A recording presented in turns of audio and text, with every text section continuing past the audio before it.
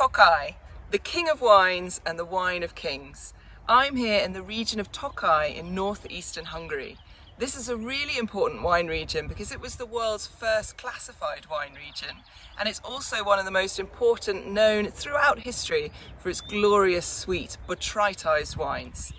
Now, the history of Tokai was interrupted during phylloxera, the world wars, and then the communist rule here. And it's only since the 90s that the region of Tokai has really been reinvested in, and that they've been working on bringing up that reputation of the sweet wines here. But there's also a lot happening with the dry ferment wines as well.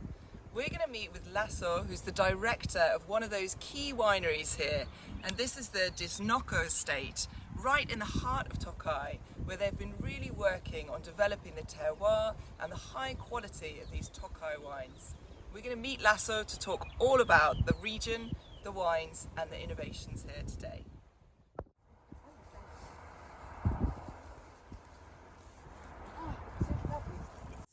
We're in the middle of your vineyard here, right at the kind of foot of the Tokai hills, but can you tell us, what is Tokai, D.O. Tokai, in terms of the climate, the soil types that we get here? What is the key to the terroir? So Tokai is a volcanic wine region.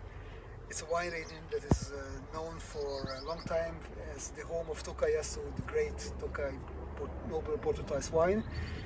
And the wine comes from a continental climate where we have cold winters and hot and dry summers, and we have the proximity of the rivers, the proximity of the wetlands that give us some humidity, some moisture from September that emphasizes the development of the noble rot, the botrytis, and we have usually beautiful Indian summers that allow grapes to be concentrated. There are always some winds here, some sunshine that makes the noble rot affected grapes very concentrated, very dried. Excellent.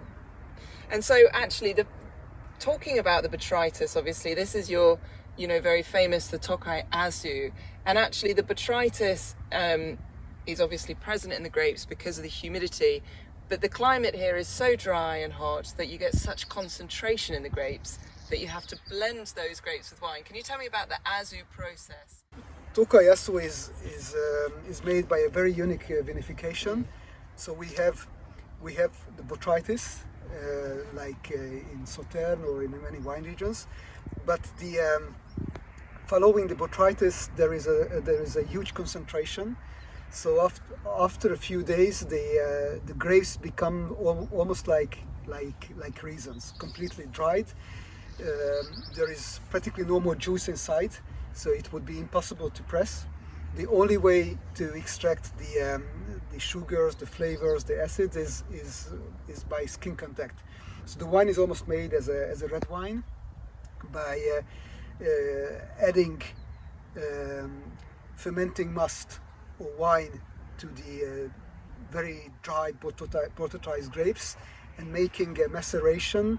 And during the maceration, the flavors, the acids are extracted. Excellent, fantastic. And so we're tasting your Aszú 5 putinhos. Can you tell me a bit about what ferment gives you as a botrytised wine? What are the aromas that we kind of expect?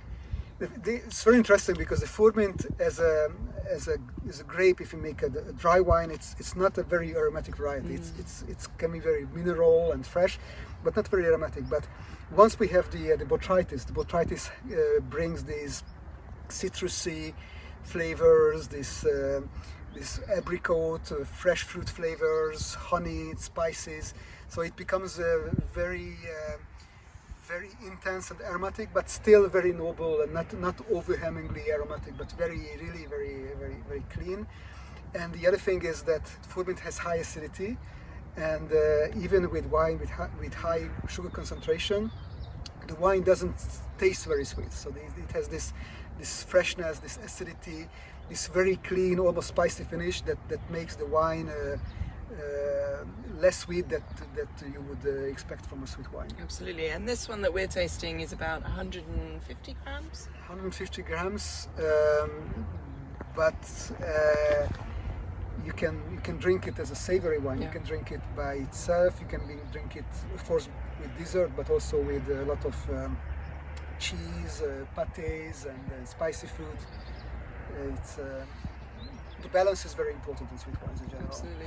And that acidity, I think, really underpins it and actually makes this just such a vibrant wine to be able to drink. Very precise, as you say, and that sweetness is not by any means overwhelming. And then the other thing that I wanted to taste together, which is really important, increasingly important in the region, is your dry Tokai and your dry ferment. Can you tell us a bit about ferment then as a variety for dry wines? You said it's a bit more neutral, it's got that minerality, but why is it that people are starting to look for the dry wines of Tokai? Yeah, I think because we have this tradition and knowledge about sweet wine vinification, but Tokaj is also a very complex wine region. It's a volcanic wine region with a lot of different soils, different terroirs, and with the dry wines we discovered that these terroirs can give us very special expression, and the Furmint being a variety with high acidity and freshness, but not very aromatic, not overwhelmingly aromatic, has the capacity to express these differences of the terroir. So the Furmint is a perfect variety to read the terroirs of Tokaj. So when you taste the Furmint from this side, it will be very different from the western side, or from Mad, or from Parcel. So I think it's a variety that gives you this lecture of the soils of Tokaj. Perfect. And this one is very particular. This is a single plot selection. Can you tell us a little bit about the property? What differentiates your property, your kind of crew here, to the rest of Tokaj? So Disznókő is a single vineyard property, which is a quite important size of single vineyard. It's more than 100 hectares altogether, but this 100 hectares is divided into smaller blocks, smaller parcels, and so we have mostly volcanic clay soil here, but in some places we have some influence of the loess with some limestone influence, and I think if you visit Disznókő, if you drink the wines of Disznókő, you will feel that it's in between the terroirs of Mad, which are very much influenced by the clay, and the terroirs of Tarcal, which is more the finesse, and it's in between this quite powerful style and the very fine style of the Tokai hill.